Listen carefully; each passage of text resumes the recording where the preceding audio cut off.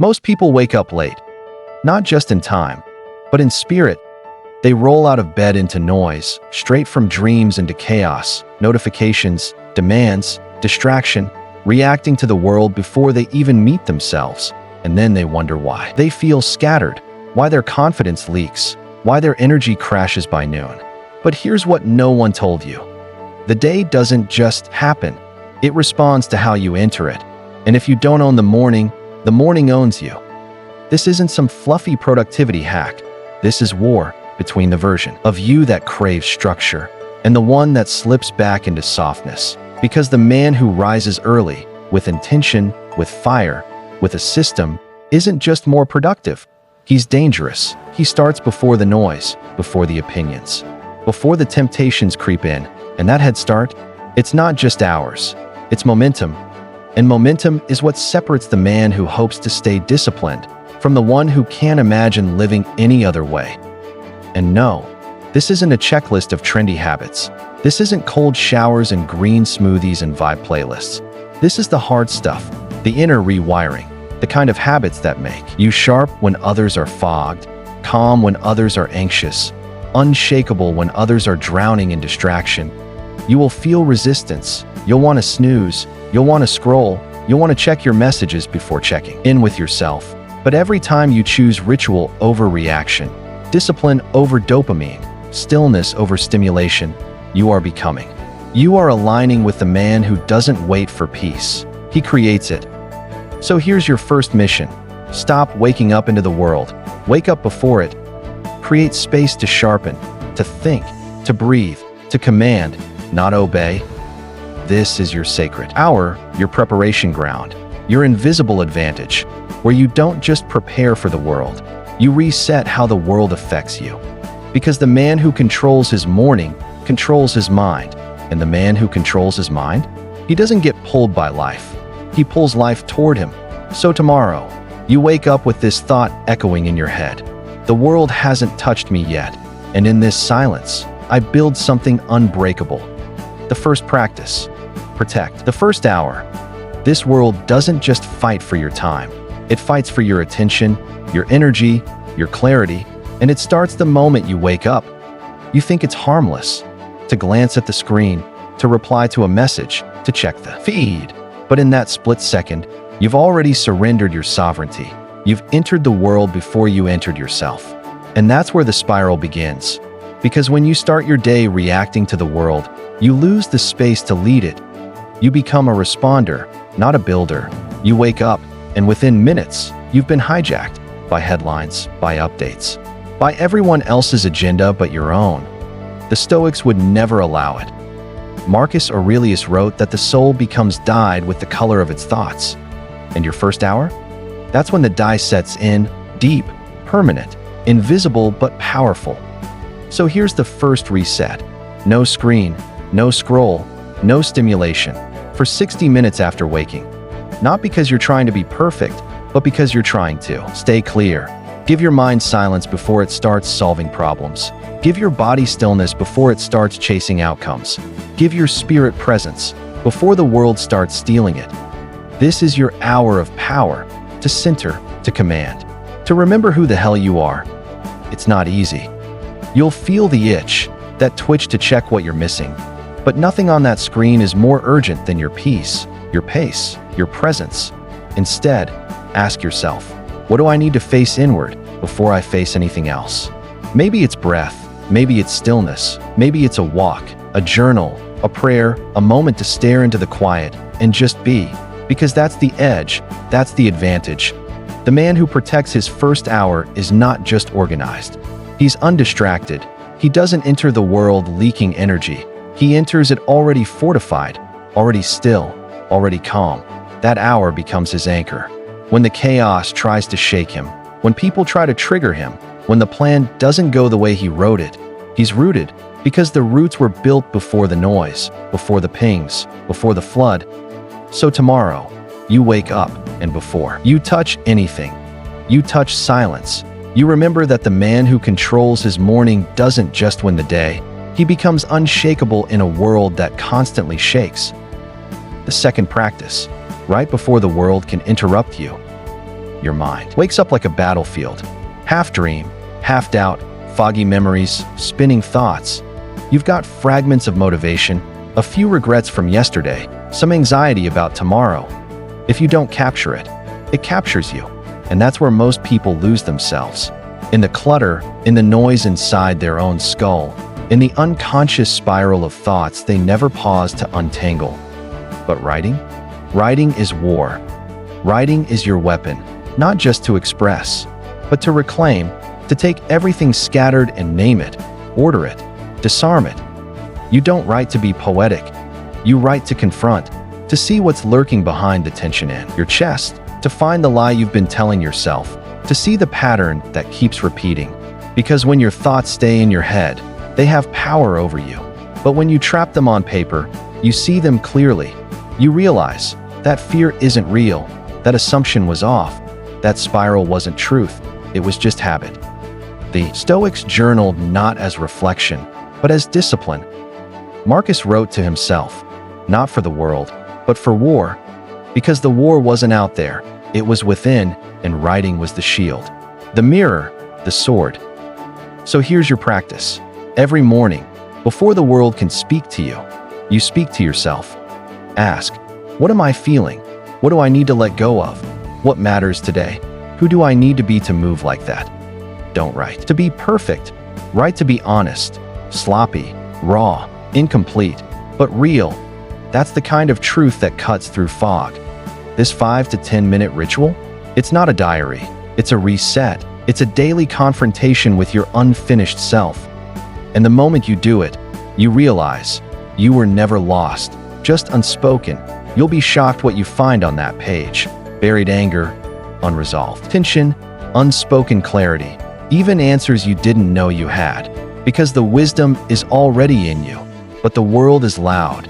And if you don't speak first, it'll drown you in its noise. So tomorrow, pen in hand, before the notifications, you don't just write, you command your direction, your attitude, your state. Because the man who writes before the world speaks is the man who moves through it without asking for permission. The third practice, train your body, sharpen your mind. You want mental clarity, but your body's stiff, your energy is sluggish. Your muscles are soft from a life of comfort, and your breath is shallow from a mind that never stops racing. The truth? You're not tired, you're dormant. And the fastest way to wake up isn't a podcast or coffee, it's movement. You want to be grounded? Move. You want to be focused? Sweat. You want discipline to feel like your default? Put your body through fire before the world gives you friction. The Stoics knew this. Seneca said, we should strengthen the mind by exposing it to hardship. But hardship isn't just mental, it's physical.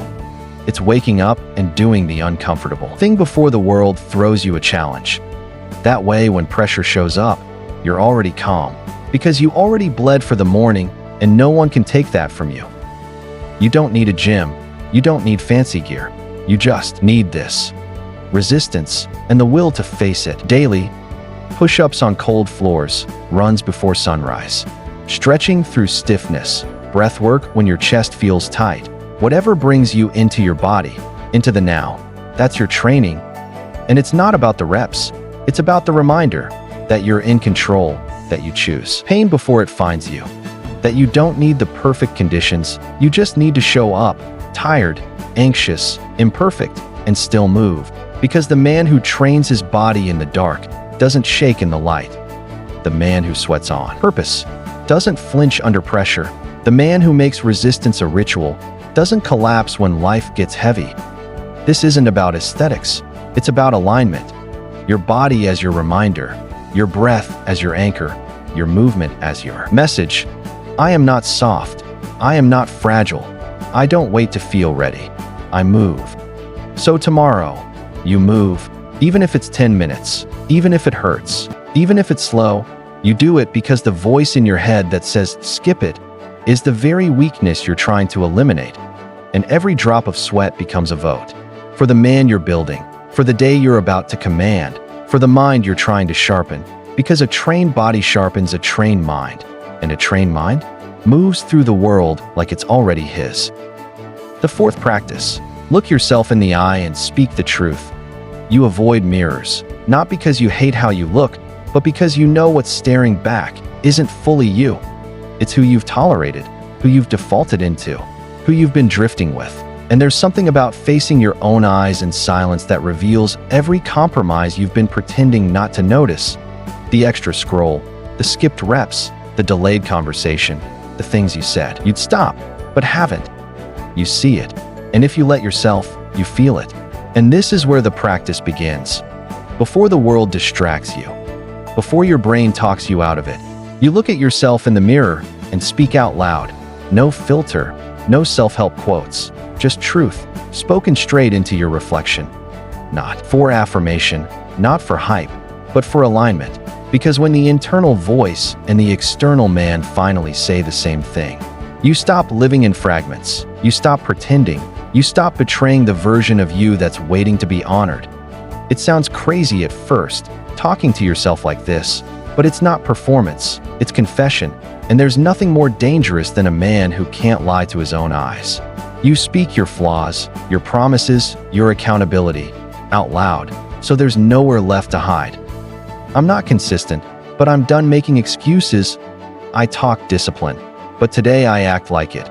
I've lied to myself too many times, and I'm tired of it. That kind of truth doesn't need applause. It rebuilds trust. It recenters your nervous system. It teaches your mind.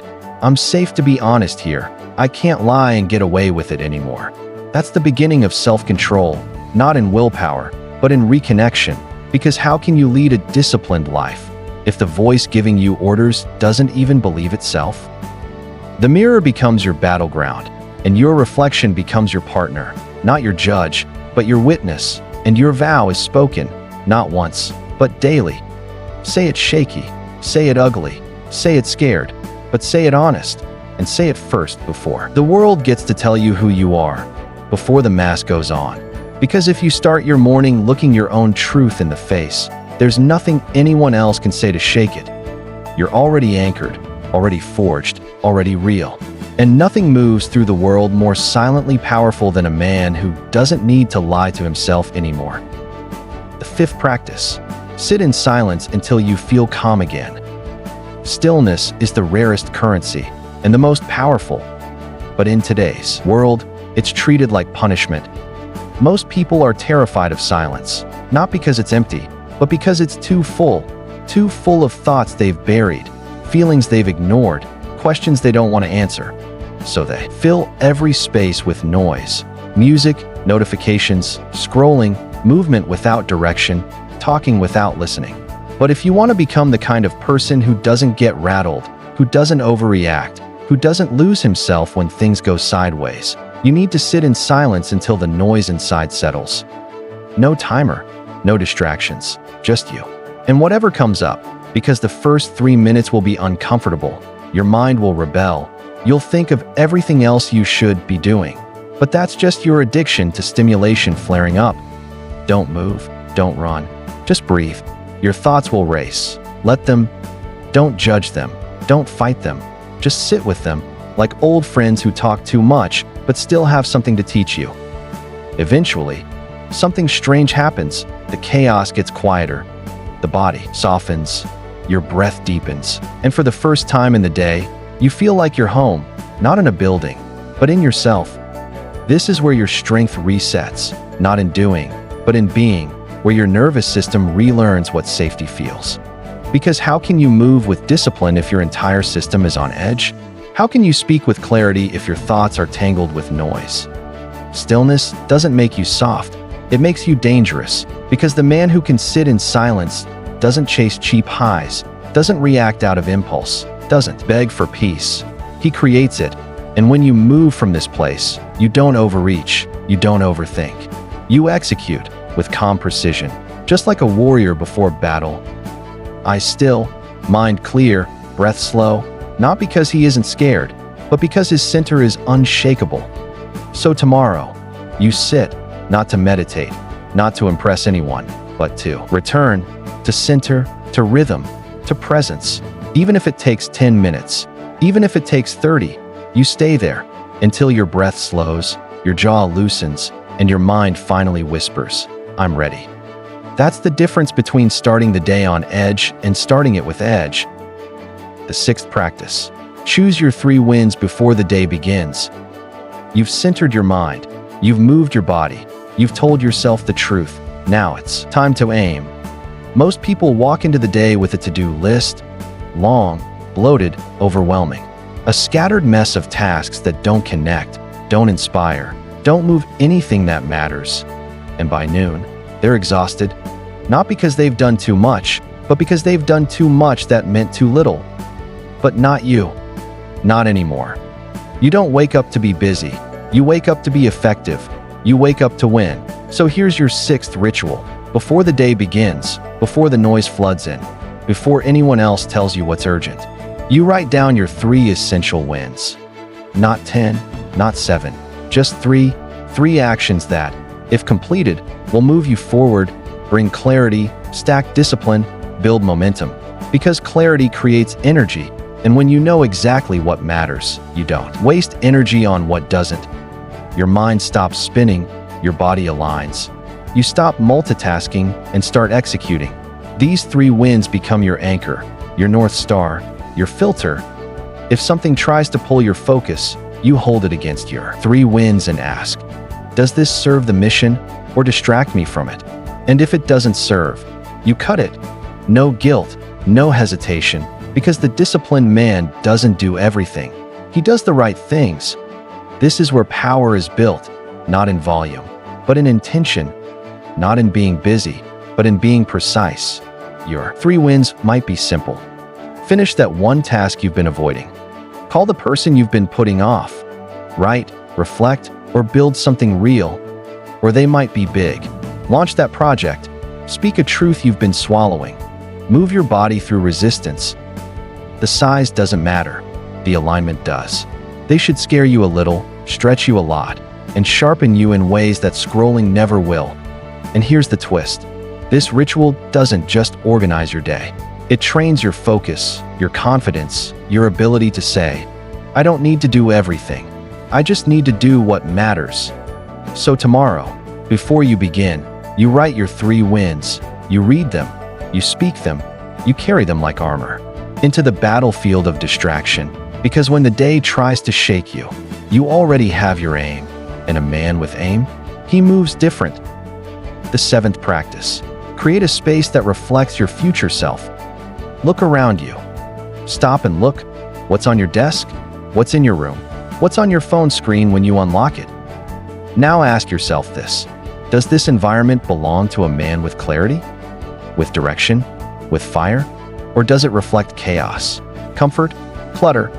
Because here's the truth most people never admit. Your environment is either reinforcing the man you're becoming or anchoring you to the man you're trying to escape. You can't build a clear mind in a cluttered room. You can't build self-control surrounded by distractions. You can't live like a monk inside the temple of chaos. Every object, every sound, every visual cue around you is silently programming your nervous system, nudging you to focus or to flinch, to rise or to relapse. And if you're not intentional, you'll keep wondering why your discipline fades, why your momentum dies by midday, why your mind feels foggy before breakfast. It's not because you lack willpower. It's because your environment was never designed for the man you say you want to be. So here's the shift. Design your space like it belongs to your future self, not your current habits, but the version of you you're becoming. That means clear the visual clutter, put your tools in reach, remove distractions by default, not by willpower. Don't rely on motivation, build friction around temptation, and flow around discipline. Books out, phone away, workspace clean, alarms set, lighting sharp. Everything around you should whisper, this space belongs to a focused man. Even your digital space. Declutter your home screen, silence the noise, block the mindless. Turn your device from a portal of distraction into a weapon of execution. You don't need perfection, you need alignment. Because when your space reflects your standards, discipline becomes natural, not forced, not dramatic, just obvious. Every time you walk into your room, it should feel like stepping into an arena where you train, where you build, where you return to center. This isn't about aesthetics, it's about identity. Because your external space is often a reflection of your internal permission. So tomorrow, reset the room, clear the table, silence the distractions, make space for who you're becoming. Because when your environment is built for power, you stop collapsing into your past and start rising into your future automatically. The 8th practice: nourish your body like a warrior preparing for battle. What you put into your body is not just nutrition, it's instruction, it's teaching your cells how to feel, it's telling your brain how to think, it's preparing your energy to either rise with discipline or crash into distraction. But here's the problem: we don't eat to fuel, we eat to escape. We reach for sugar when we're bored, we binge when we're overwhelmed, we overfill when we feel empty. And the world doesn't care. It's built to keep you numb. Cheap highs, fast dopamine, slow death. But the disciplined man? He eats with intention, not perfection. Intention, because he understands one brutal truth. You can't build a clear mind on a foggy body. You want to wake up sharp, but you're dehydrated, inflamed, overstimulated by caffeine, and undernourished in silence. And the worst part? You think it's normal to be tired all day, to crash at 2 p.m., to feel sluggish after every meal. But that's not normal. That's neglect. Your body is a war machine, but only if you treat it like one. So here's your practice. In the first few hours of your day, eat and drink like someone preparing for battle. Water first. Always, not energy drinks, not quick sugar, just water. Enough to tell your system, wake up, we've got work to do. Then, fuel with something clean, whole, unprocessed. It doesn't have to be a complicated meal, it just has to be alive. Think lean, think slow burning, think food that supports your clarity, not just your craving. You're not trying to look good for Instagram. You're trying to feel dangerous in your body. You're trying to give your mind the chemistry it needs to focus like a weapon, to stay calm under fire, to resist the chaos. And if that means prepping your meals, or skipping a fake breakfast, or saying no to the quick fix, you do it. Because the man who feeds himself with purpose moves through the world on purpose. This ritual isn't about food, it's about ownership. You're sending a signal. I'm not just reacting today, I'm preparing. I'm in command.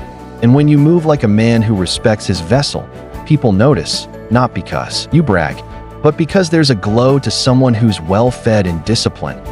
So tomorrow, eat like it matters, because it does, more than you've been told, more than most men will ever understand. The 9th practice. Practice emotional rehearsal before the world tests you. Discipline isn't just about what you do, it's about how you respond. Because your plans don't matter if your emotions hijack you by 9 a.m. You know the feeling: one wrong text, one disrespectful tone, one unexpected delay, and suddenly you're not yourself anymore. You're triggered, you're reactive. You're lost in a version of you thought you'd outgrown. But here's what the Stoics understood, something most people never even consider. You can train your emotions, you can rehearse how you'll respond before the test even comes. It's called premeditatio malorum, premeditation of evils, expecting the discomfort, imagining the resistance, preparing the inner calm in advance. And that's your 9th practice. Before the world throws its first punch, you visualize it and respond from your highest self. You sit in silence and run the simulation. What if someone cuts me off in traffic today? What if my boss disrespects me? What if my plan falls apart before lunch? Not to obsess, but to fortify, to set your internal standard, to teach your nervous system. No matter what happens, I stay grounded. This is where men fail. They think emotional control is something you either have or don't, but that's a lie. It's a skill, and like all skills, it's trained daily. You rehearse your response, a pause, a breath, a grounded presence that says, I will not lose myself over this. And when the test actually shows up, you're not surprised. You're ready. You've already faced the moment in your mind, already anchored yourself in silence, already chosen who you'll be when it happens. Because let's be real, most of what ruins your day isn't what happens, it's how you respond. Your anger, your defensiveness, your insecurity. That's what wrecks your focus, not the actual event. But the man who rehearses his strength carries himself different. He walks into the chaos like he's seen it all before, because he has, in the morning, when no one was watching. That's real power, not just composure, but prepared composure. And when the world throws its worst, you don't flinch. You don't explode, you respond, like a man who's done this work, like a man who doesn't need to raise his voice to prove his strength. So tomorrow, take 5 minutes, imagine the friction, feel the heat, then breathe into who you want to be, and carry that man into your day. The 10th practice. Reaffirm your identity through action. You don't rise to the level of your intentions. You fall to the level of your standards.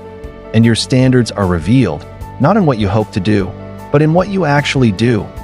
Every action is a vote. Every choice is a mirror. Every small discipline is a signal to your brain that says, this is who I am now. Not who I want to be, not who I'll become someday, but who I am right now.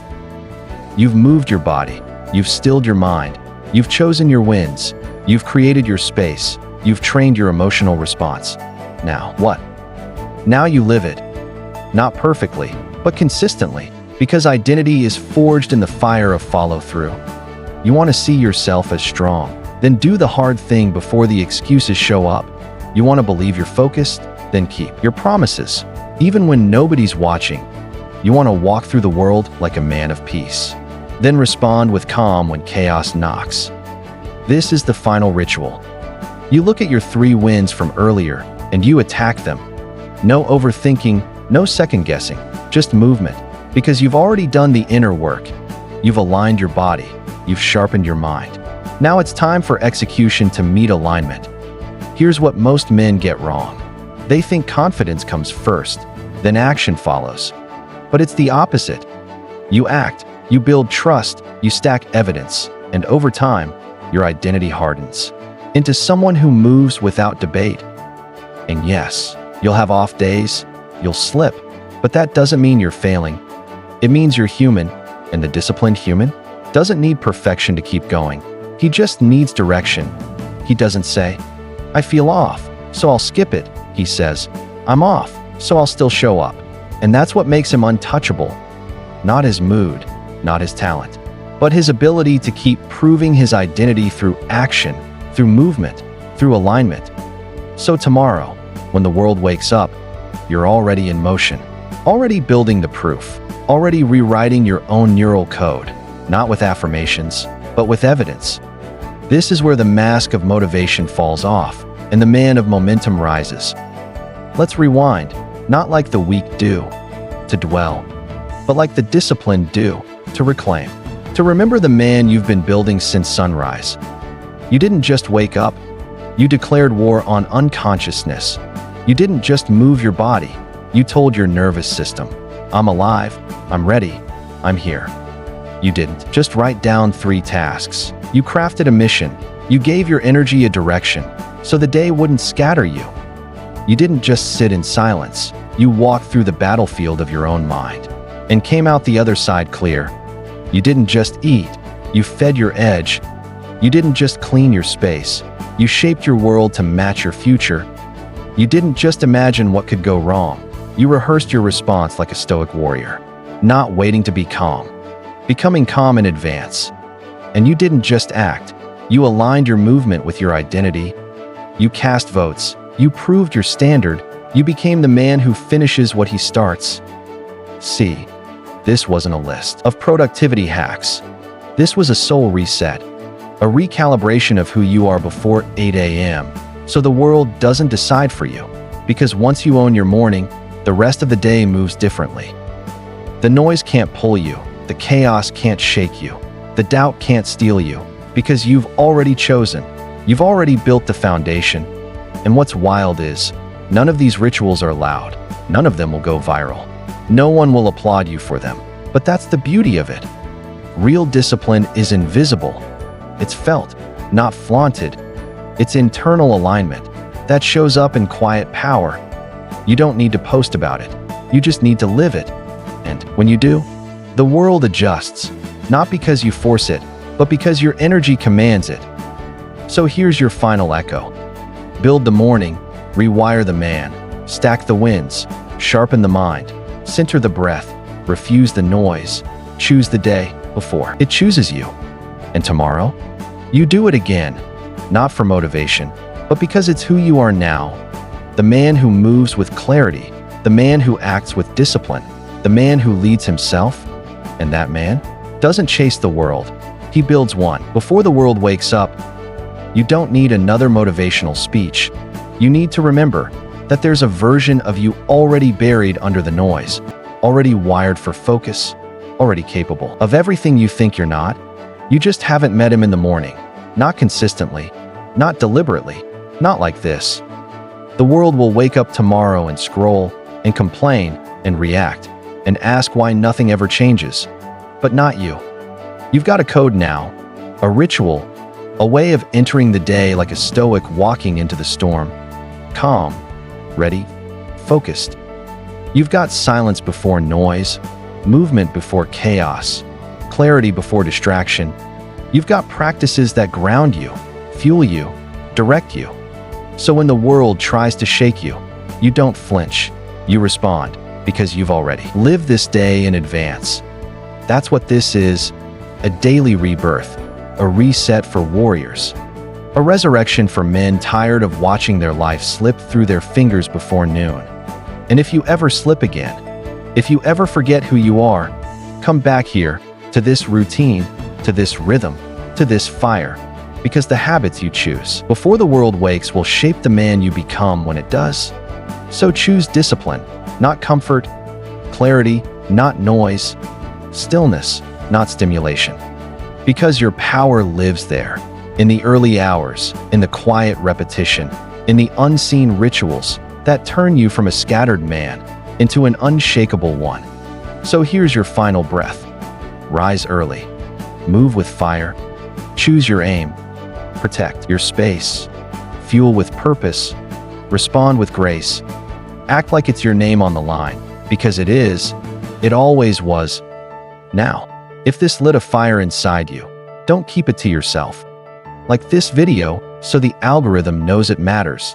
Subscribe to Stoic Discipline so you don't lose this energy, and share it with someone who's been sleepwalking through their own life.